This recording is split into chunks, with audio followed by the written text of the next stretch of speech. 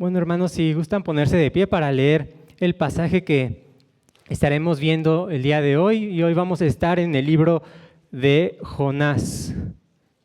El libro de Jonás, capítulo 4. Jonás es el quinto profeta menor después de Daniel.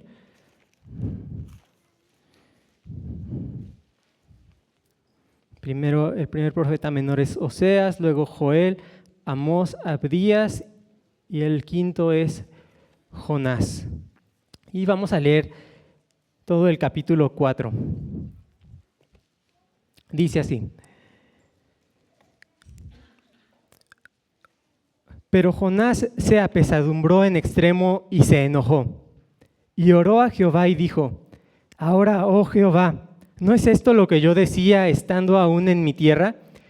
Por eso me apresuré a huir a Tarsis, porque sabía yo que tú eres Dios clemente y piadoso, tardo en enojarte y de grande misericordia, y que te arrepientes del mal. Ahora pues, oh Jehová, te ruego que me quites la vida, porque mejor me es la muerte que la vida. Y Jehová le dijo: ¿Haces tú bien en enojarte tanto? Y salió Jonás de la ciudad y acampó hacia el oriente de la ciudad, y se hizo allí una enramada, y se sentó debajo de ella a la sombra, hasta ver qué acontecería en la ciudad. Y preparó Jehová Dios una calabacera, la cual creció sobre Jonás para que hiciese sombra sobre su cabeza, y le librase de su malestar, y Jonás se alegró grandemente por la calabacera. Pero al venir el alba del día siguiente, Dios preparó un gusano, el cual hirió la calabacera y se secó. Y aconteció que al salir el sol, preparó Dios un recio viento solano, y el sol hirió a Jonás en la cabeza, y se desmayaba y deseaba la muerte, diciendo: Mejor sería para mí la muerte que la vida. Entonces dijo Dios a Jonás: ¿Tanto te enojas por la calabacera? Y él respondió: Mucho me enojo hasta la muerte. Y dijo Jehová: ¿Tuviste tú lástima de la calabacera, en la cual no trabajaste ni tú la hiciste crecer, que en espacio de una noche nació y en espacio de otra noche pereció? ¿Y no tendré yo piedad de Nínive, aquella gran ciudad donde hay más de 120,000 personas que no saben discernir entre su mano derecha y su mano izquierda y muchos animales? Amén. Pueden sentarse.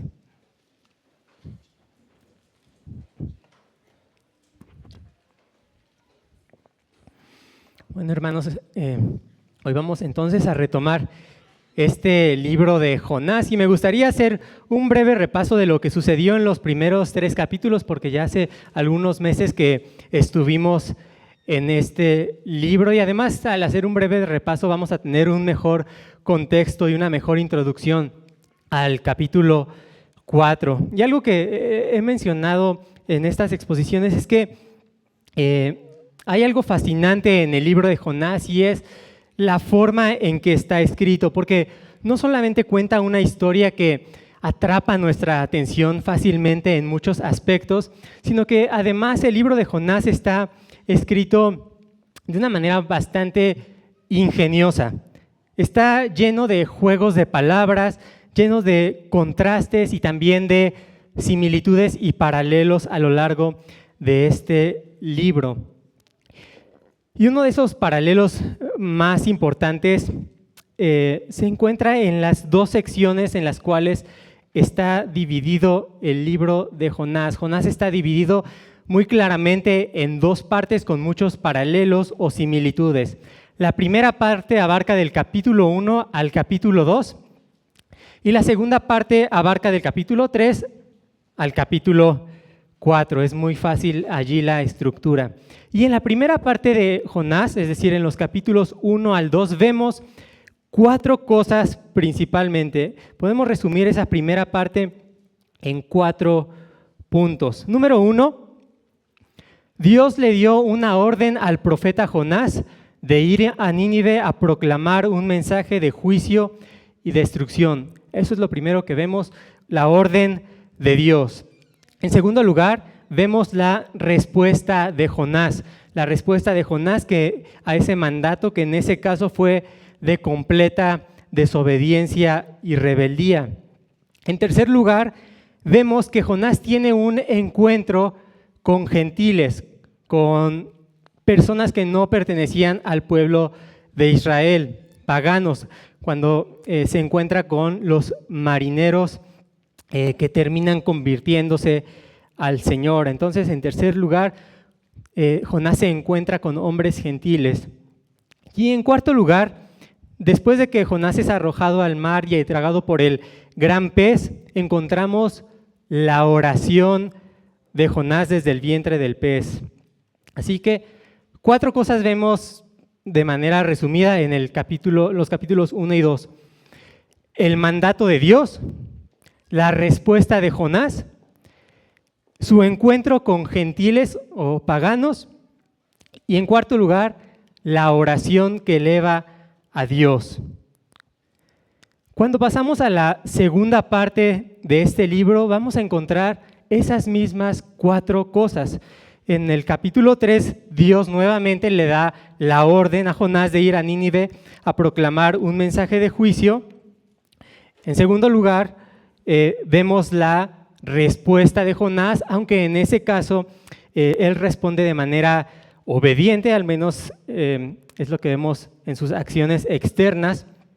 En tercer lugar, Jonás también tiene un encuentro con gentiles, con no judíos, cuando llega a la ciudad de Nínive. Y estos ninivitas también escuchan la predicación de Jonás, temen a Dios en gran manera y se arrepienten de su maldad, tal como había sucedido con los marineros del capítulo 1.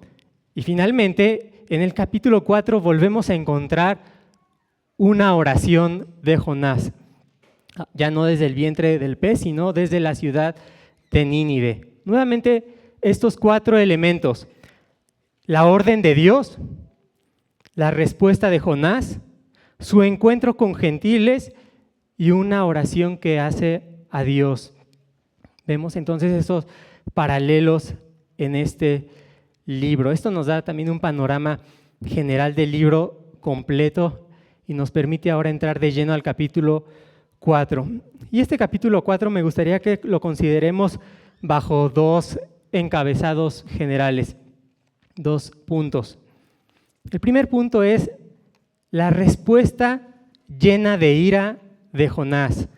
La respuesta llena de ira de Jonás.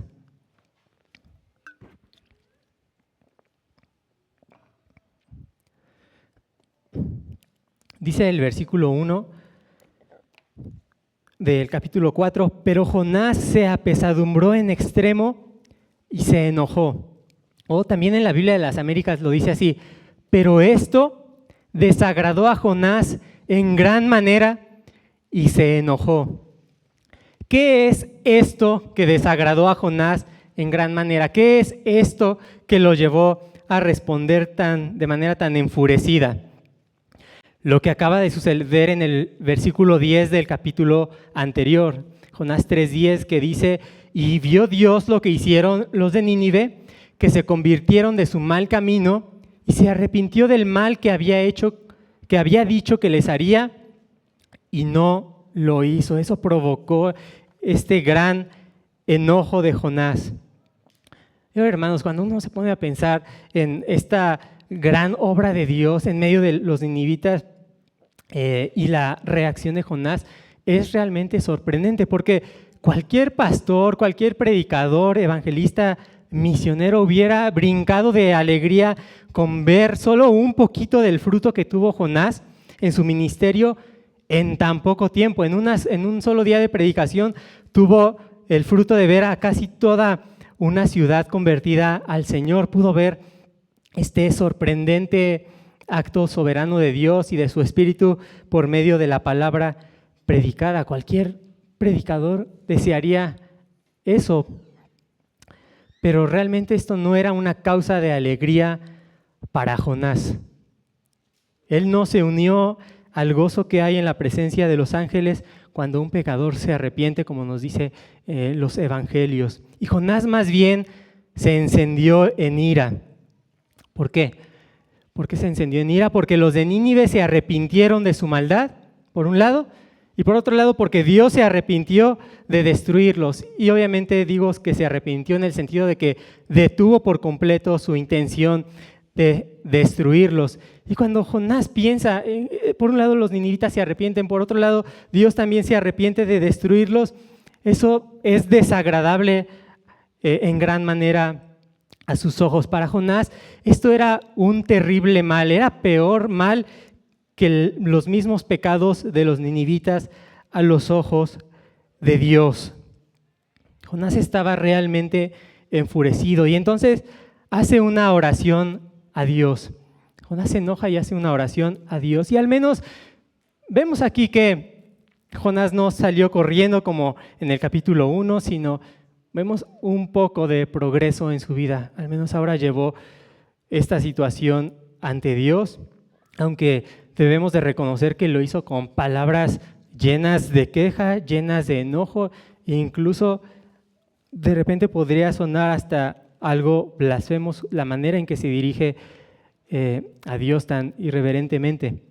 Porque dice el versículo 2, Jonás 4:2, y oró a Jehová y dijo: ahora, oh Jehová, ¿no es esto lo que yo decía estando aún en mi tierra? Por eso me apresuré a huir a Tarsis, porque sabía yo que tú eres Dios clemente y piadoso, tardo en enojarte y de grande misericordia, y que te arrepientes del mal. Jonás lo que está haciendo básicamente en esta oración es justificar tanto su enojo actual como su desobediencia inicial. Él solamente se está justificando, y para ello el profeta cita algunos de los atributos de Dios que se mencionan en Éxodo 34, si gustan ir allí, Éxodo 34, versículos 6 y 7, donde Dios mismo dice: y pasando Jehová por delante de él, proclamó: Jehová, Jehová, fuerte, misericordioso y piadoso, tardo para la ira y grande en misericordia y verdad, que guarda misericordia a millares, que perdona la iniquidad, la rebelión y el pecado, y que de ningún modo tendrá por inocente al malvado, que visita la iniquidad de los padres sobre los hijos y sobre los hijos de los hijos hasta la tercera y cuarta generación. Este es el pasaje que conoce y que está citando el profeta Jonás, y nos muestra cómo Jonás tenía un buen conocimiento de la Escritura, un buen conocimiento de la palabra de Dios, conocía correctamente y de una manera ortodoxa cuáles son los atributos de Dios. Pero debido a este gran aborrecimiento y odio contra los ninivitas, él creía que Dios estaba siendo demasiado misericordioso con ellos y poco justo, que estaba poniendo que sus acciones que reflejan estos atributos estaban de una manera desbalanceadas. Se estaba poniendo él como juez de los actos de Dios.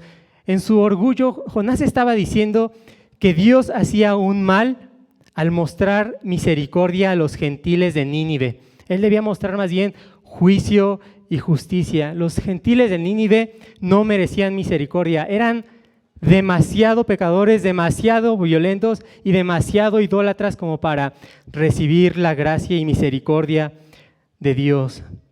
Así que Jonás se cree más sabio que Dios en cuanto a quién merece la misericordia divina y quién no la merece. Él se cree muy sabio y él determina quién sí debe recibir la gracia de Dios. Y por supuesto, para él sí merecía recibir la gracia de Dios. Él sí merecía ser rescatado del gran pez. Los israelitas también, por supuesto, merecían ser librados de sus enemigos, ser perdonados cada vez que se desviaban de sus caminos, cada vez que buscaban a los ídolos. Para Jonás, ellos merecían realmente la gracia de Dios, ser rescatados, perdonados y no ser destruidos. Pero Nínive no merecía para nada la gracia de Dios. Ellos merecían solamente justicia y juicio. Y a pesar de que los ninivitas se arrepintieron, reconocieron su maldad y esperaron en la misericordia de Dios, para Jonás ellos debían ser destruidos sin piedad alguna. Sin piedad alguna. Si Jonás hubiera estado en el trono de Dios, las cosas hubieran terminado de una manera muy diferente. Y entonces, continuando con su oración en el versículo 3, después de expresar su queja, hace una petición. ¿Y cuál es su petición? Dice: ahora pues, oh Jehová, te ruego que me quites la vida, porque mejor me es la muerte que la vida. Hace una petición bastante extraña de querer morirse. Y todavía más extraño cuando recordamos el capítulo 1 y 2, porque en esos capítulos él fue librado de la muerte, él fue librado de morir ahogado cuando el gran pez lo tragó. Y cuando finalmente ve esa liberación de Dios, Jonás hace una oración lleno de alegría, él está cantando aleluyas por haber sido librado de la muerte, pero ahora se quiere morir por ver la gracia de Dios demostrada a Nínive y está enojado en extremo. Vemos como Jonás prefería morirse o morir a humillarse ante la soberana misericordia de Dios. Él prefería ser fulminado en ese momento a detenerse por un momento, reflexionar en su vida, reflexionar en la gracia de Dios y ver que su desobediencia y enojo eran una completa necedad. Así que en todo esto vemos esta respuesta llena de ira de Jonás. Y esto nos lleva a nuestro segundo punto, donde vemos ahora la respuesta de Dios. Vamos a ver cómo Dios trata con su siervo Jonás de una manera que demuestra que él realmente es lento para la ira, grande en misericordia y grandemente paciente. Así que vamos a ver la respuesta lenta para la ira de Dios. Jonás respondió lleno de ira y Dios responde lento para la ira. Dice el versículo 4, y Jehová le dijo: ¿haces tú bien en enojarte tanto?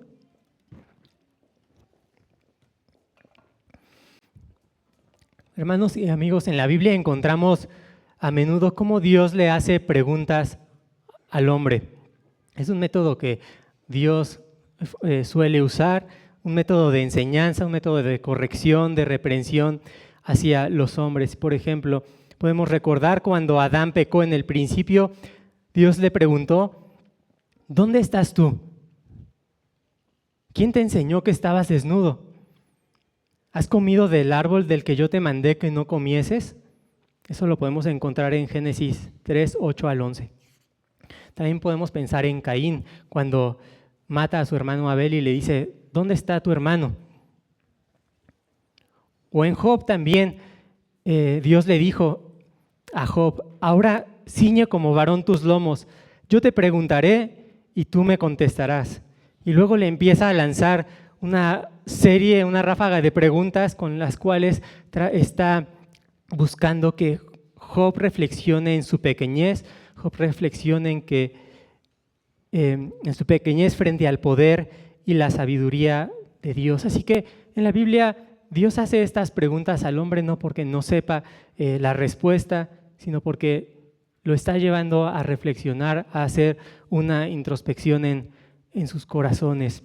Y aquí Dios también le hace algunas preguntas bastante incisivas a Jonás. Y en la primera pregunta Dios le dice: ¿tienes razón para enojarte tanto?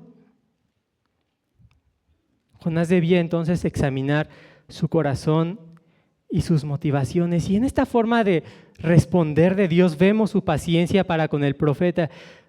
Ante esa forma de orar, ante ese tipo de peticiones, Dios pudo haberlo juzgado en ese momento, pudo haberlo castigado, pero Dios decidió tratar con él con paciencia, como ya lo hemos visto a lo largo de todo este libro. No se iba a rendir con él, y es más, Dios mismo está tomando esta iniciativa de restaurarlo y de reconciliarlo con él. Y por eso le dice: Jonás, tú dices que yo hago mal en ser compasivo y misericordioso, ¿y tú haces bien en enojarte tanto? ¿Tiene eso sentido? ¿Tiene sentido que te enojes así? ¿Y cómo responde Jonás? ¿Cómo responde Jonás allí en el versículo 5? No le responde nada. Jonás simplemente parece como que se da la vuelta, como que voltea los ojos y sale de la ciudad. Él seguía aferrado a la idea de que tenía todo el sentido del mundo estar enojado con Dios.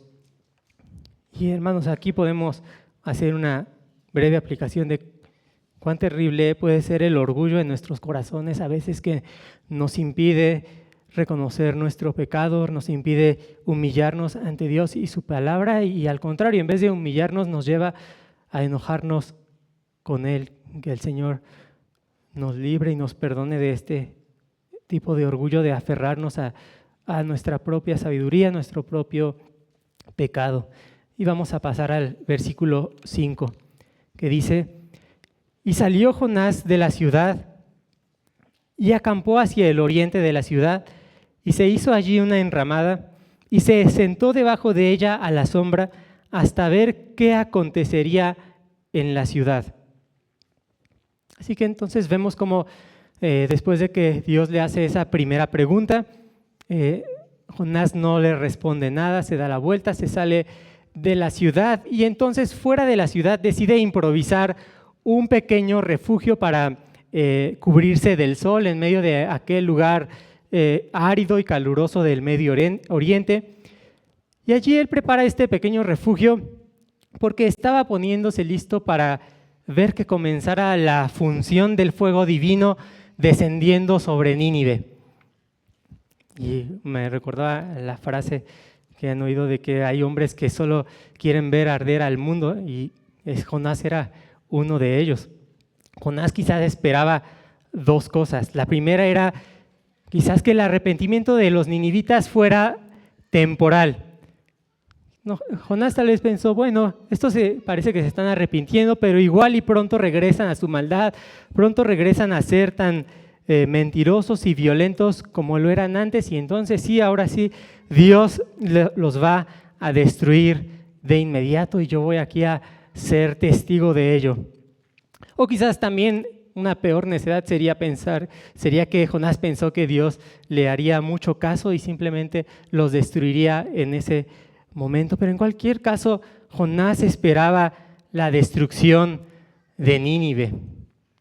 Jonás esperaba la destrucción de Nínive. Él esperaba que fueran destruidos como Sodoma y Gomorra. Y esto también me hace pensar un poquito en esa historia justamente de Sodoma y Gomorra. Vemos, Jonás quiere la destrucción de Nínive, pero cuando pensamos en Sodoma y Gomorra, hubo un hombre que intercedió por ellos, y fue Abraham. Abraham, que él sabía que su sobrino Lot vivía allí, y entonces cuando sabe que Dios va a destruir Sodoma y Gomorra, que Dios envió a los dos ángeles, él empieza una especie de negociación con Dios y le dice: Dios, yo sé que tú eres justo, yo sé que tú no vas a destruir al justo con el impío, por favor no los destruyas si encuentras allí a 50 justos en Sodoma y Gomorra. Y Dios le dice: ok, no los voy a destruir si encuentro 50 justos. Y Abraham sigue negociando allí y dice: bueno, quizás solo hay 40, y lo va bajando y dice: quizás haya 30, 20, y creo que llega hasta el número 10, si no mal recuerdo, pero Abraham vemos cómo estaba preocupado diciéndole a Dios: Dios, si ves ahí a 10, por favor, no los destruyas. Y Dios le dice: de acuerdo, no los voy a destruir si encuentro allí a 10 justos, 10 que teman mi nombre. Pero en este caso Jonás ve el arrepentimiento de Nínive, ve un arrepentimiento masivo de la ciudad, y aún así espera que Dios los destruya en ese momento. Así que Dios, en su paciente trato con Jonás, decide reprenderlo, decide corregirlo, y ahora lo hace por medio de algunas circunstancias de la naturaleza que él mismo prepara, que Dios mismo prepara. Dios prepara una planta, prepara un gusano y prepara un viento ardiente. Y esa palabra preparar que vemos, por ejemplo, en el versículo 6, que dice: y preparó Jehová Dios una calabacera, es la misma que se usó en el versículo en Jonás 1:17, que dice: pero Jehová tenía preparado un gran pez. Y esa palabra se repite unas 4 veces en el libro de Jonás, de cómo Dios prepara todas las cosas para enseñarle una lección a Jonás, al pueblo de Israel, y aún ahora que nosotros recibimos este libro para enseñarnos algo a nosotros. Y todo esto nos sigue recordando cómo Dios prepara absolutamente todas las circunstancias de nuestra vida por medio de su providencia, tanto las más grandes como ese gran pez, como las más pequeñas como ese gusano, para examinarnos, para revelarnos lo que hay en nuestro corazón, porque a través de las diversas circunstancias que pasamos en la vida, Dios nos muestra qué hay realmente dentro de nosotros, porque como dice el teólogo Sinclair Ferguson, a menudo nuestras reacciones son un mejor termómetro de nuestro corazón que nuestras acciones. A menudo nuestras reacciones son un mejor termómetro de nuestro corazón que nuestras acciones. Y por eso Dios a veces usa muchas cosas en su providencia para ver que nosotros mismos seamos testigos de nuestras reacciones y también nos corrija Él, nos arrepintamos y sigamos adelante en el camino del Señor y nos hace madurar en su gracia. Y pasemos al versículo 6 que dice: y preparó Jehová Dios una calabacera, la cual creció sobre Jonás para que hiciese sombra sobre su cabeza y le librase de su malestar. Y Jonás se alegró grandemente por la calabacera. Vemos aquí cómo, aunque Jonás había preparado este refugio improvisado, no era del todo suficiente para cubrirlo de ese sol del Medio Oriente. Y entonces Dios milagrosamente durante la noche hace que una planta, que aquí se le llama calabacera, a veces es difícil identificar qué especie exacta era, pero era una planta que le dio una mayor sombra a su refugio, le dio una mayor frescura que Jonás necesitaba en ese ardiente calor. Y entonces cuando Jonás seguramente se levanta y ve cómo su refugio ahora estaba completo, estaba más cubierto con esa planta, dice allí que se alegró grandemente. Y esta es la primera vez que vemos a Jonás alegre. Vemos a Jonás por primera vez alegre por una planta. Y este hombre realmente era una verdadera montaña rusa de emociones. Un día antes estaba enojadísimo contra Dios y contra Nínive, pero en cuanto ve la planta, cambia su actitud y ahora está grandemente alegre porque están cubiertas sus necesidades físicas y temporales. Pasa de un estado emocional a otro en muy poco tiempo. Y sin embargo, esta planta o esta felicidad también le iba a durar muy poco tiempo, porque nos dice el versículo 7, pero al venir el alba del día siguiente, Dios preparó un gusano, el cual hirió la calabacera y se secó.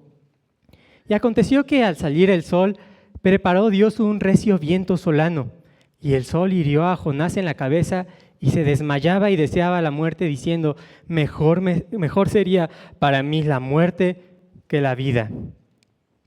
Así que vemos como allí el Dios que había preparado un gran pez, ahora preparó un pequeño gusano para cumplir sus propósitos. Y con ese gusano Dios hizo que la planta, la calabacera, se marchitara y se muriera, y de esa manera Jonás ya no podía cubrirse del sol como antes. Y no solo el perder la planta dejó a Jonás desprotegido del sol, sino que Dios elevó la temperatura de allí, de esa tierra árida, y Dios preparó unos fuertes vientos ardientes. Dios había preparado fuertes vientos en el mar que levantaron una tempestad que casi se hundía el barco, y ahora ya en tierra, en medio de la tierra árida, Dios prepara otros fuertes vientos para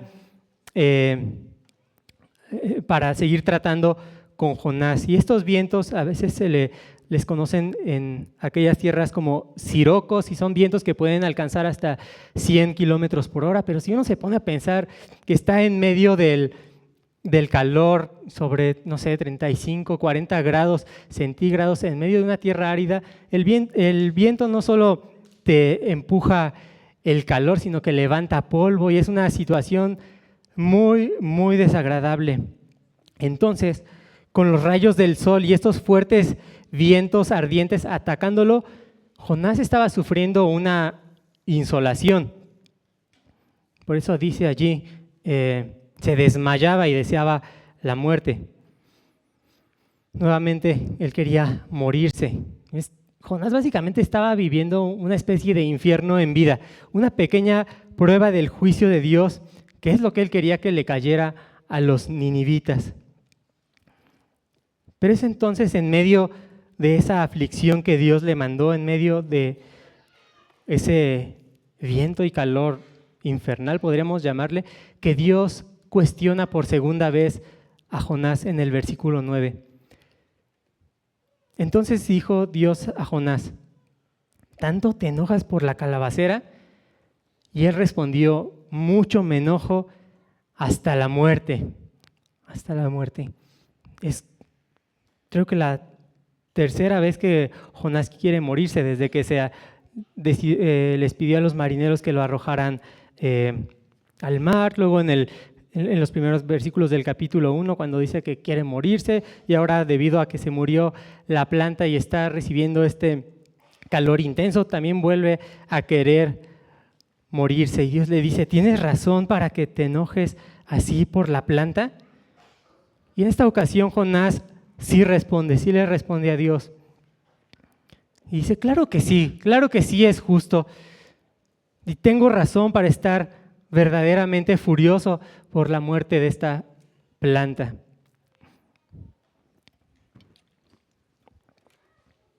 Así que Jonás sigue justificando esta actitud egoísta, esta actitud pecaminosa, y le añade pecado a su pecado, porque ya no solo está airado por los ninivitas, por lo que hizo Dios, sino ahora está airado por la planta que acaba de perder. Le salió un lado ahí ecologista o ambientalista a Jonás, y ahora está preocupado por las plantas.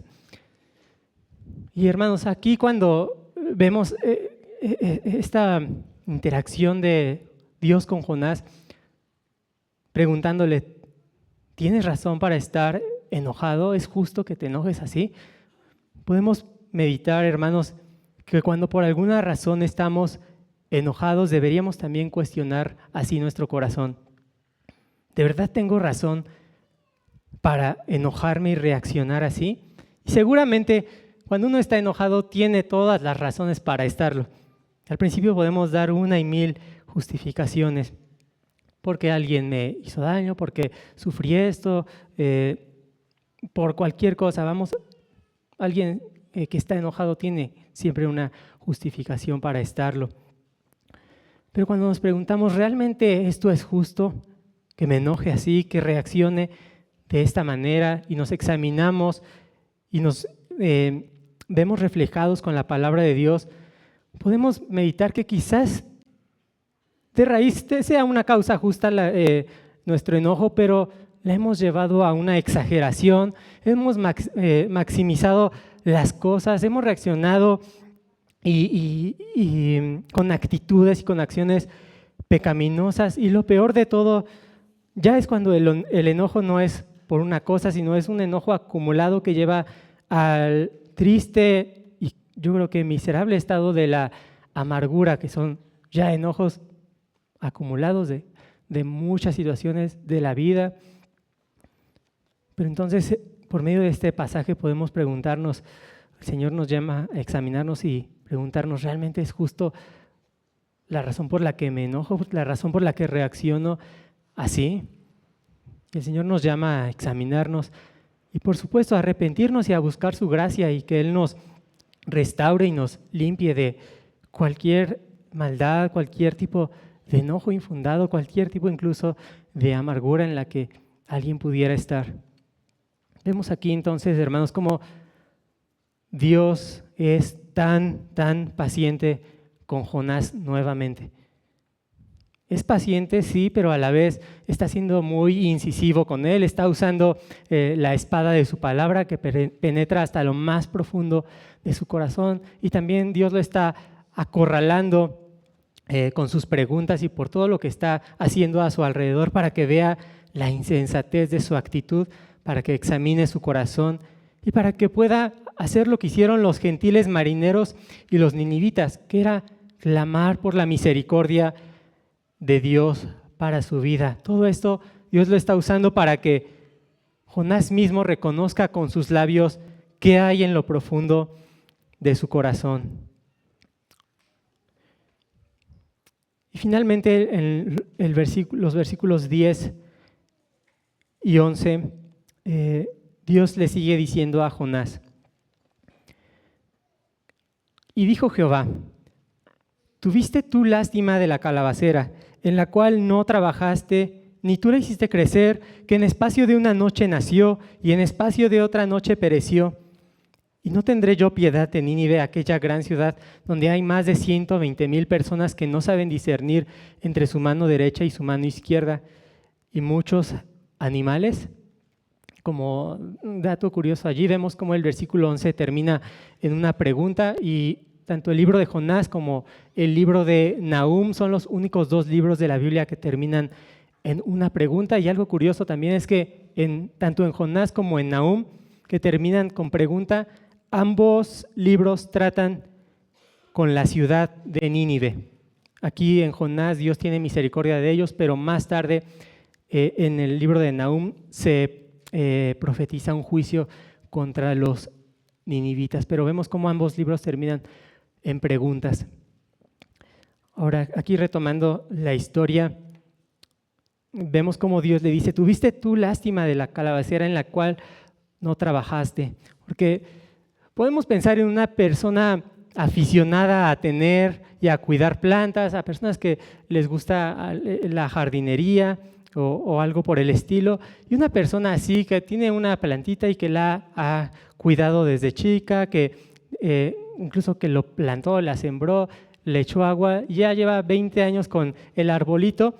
Una persona así tendría toda la razón de que un día se le muera su planta y se ponga triste o incluso algo enojado. Pero aquí Jonás ni siquiera había sido el jardinero que plantó y cuidó la planta, porque fue una planta que creció en una noche y al otro día ya se había marchitado, y aún así se enojó y aún así tuvo lástima por la plantita, esta calabacera. Y entonces esta compasión que que Jonás tuvo por la planta no tiene ningún sentido en comparación con la compasión y misericordia de Dios por los seres humanos, por los habitantes de Nínive que estaban perdidos en sus pecados. Así que lo último que le dice Dios a Jonás es algo así: Jonás, tú te compadeciste de una planta, ¿y por qué no tienes algo de compasión por estos seres humanos que están hechos a la imagen y semejanza de Dios? Incluso como al final le dice, y hay muchos animales, como si le dijera, bueno, a ti tanto te interesan la naturaleza, tanto te importan las plantas, pues al menos ten compasión del ganado, al menos ten compasión de los animalitos que hay allá adentro, porque allá hay vacas y vaquitas, y si tienes algo de compasión por plantas, ¿por qué no tienes compasión al menos de los animales? Pero ¿por qué no tienes compasión de los seres humanos hechos a la imagen de Dios? Y para reforzar esto, Dios le dice que estas 120,000 personas no sabían discernir entre su mano derecha y su mano izquierda.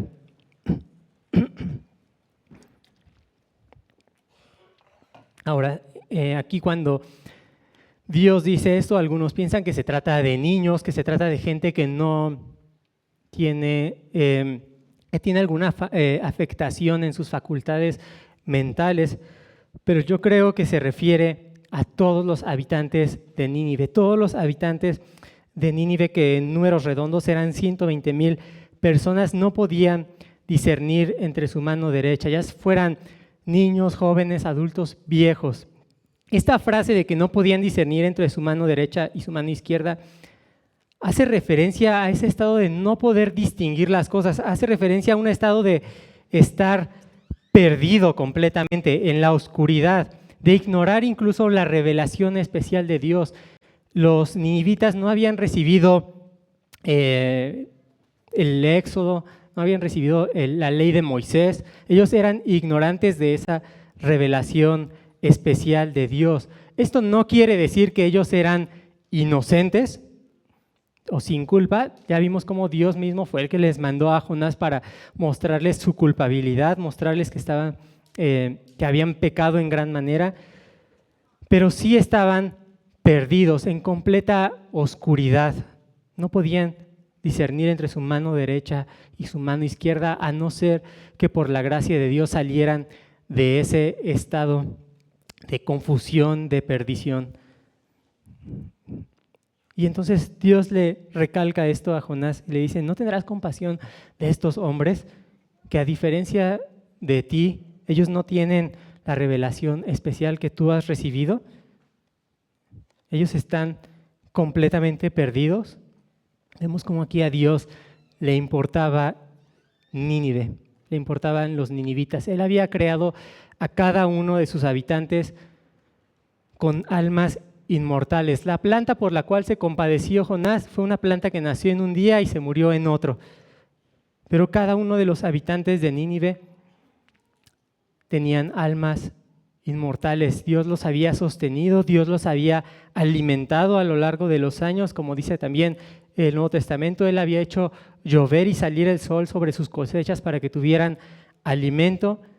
Y aunque sí, por sus terribles y graves pecados, ellos merecían morir bajo el juicio de Dios, el Señor, que es soberano, que es grande en misericordia, decidió transformarlos, decidió darles arrepentimiento y tener compasión de ellos y perdonar su maldad. Y no tenía Dios, quien los creó, el derecho de hacer esto, de mostrar su gracia soberana sobre sus vidas, darles arrepentimiento y perdonarlos. ¿No tenía él el derecho de hacerlo?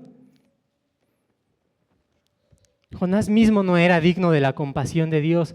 ¿Y por qué él se la estaba negando a los demás? ¿Por qué él se la iba a negar a otros? Así que, como ya lo he mencionado, el libro de Jonás termina con una pregunta de parte de Dios hacia Jonás.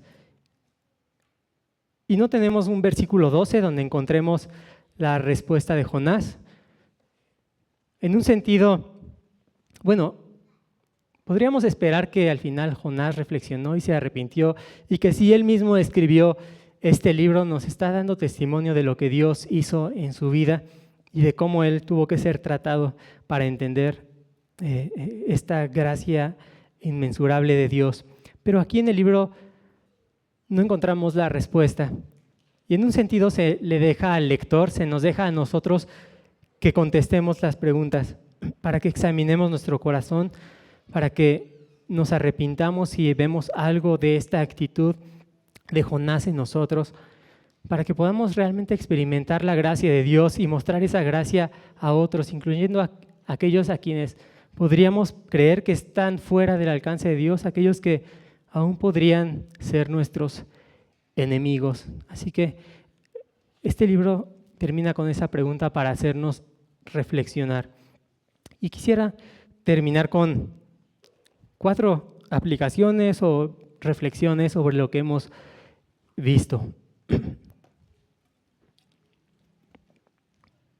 En primer lugar,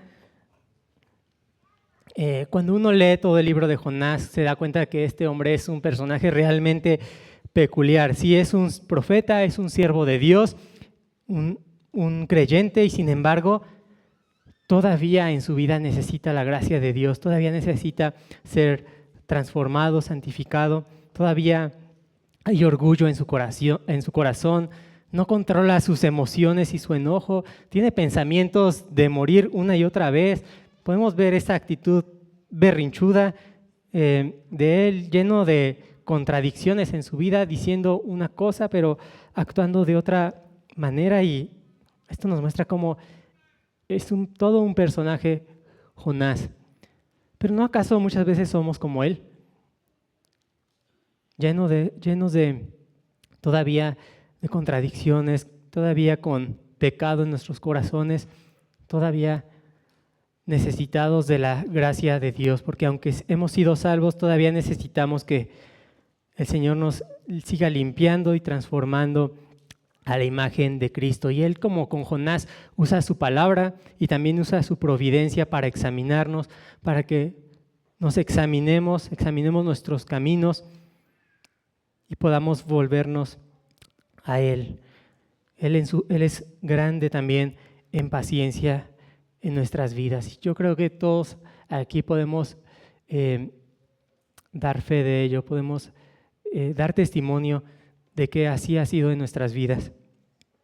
En segundo lugar, la actitud de Jonás también nos lleva a examinarnos si hemos desarrollado esta indiferencia o incluso un menosprecio a los que no conocen a Dios. O si hemos hecho crecer en nuestros corazones una indiferencia o menosprecio hacia algún grupo de personas, hacia, no sé, incluso quizás podríamos pensar o aplicarlo aquí a los que no tienen sana doctrina, a algunos familiares, no lo sé. Hemos desarrollado alguna actitud de indiferencia y menosprecio a los que no conocen a Dios y podemos tener esta actitud de, bueno, si se pierden, pues ellos son responsables delante de Dios, allá ellos. Pero este libro nos muestra que más bien deberíamos de preocuparnos por el destino eterno de los que nos rodean.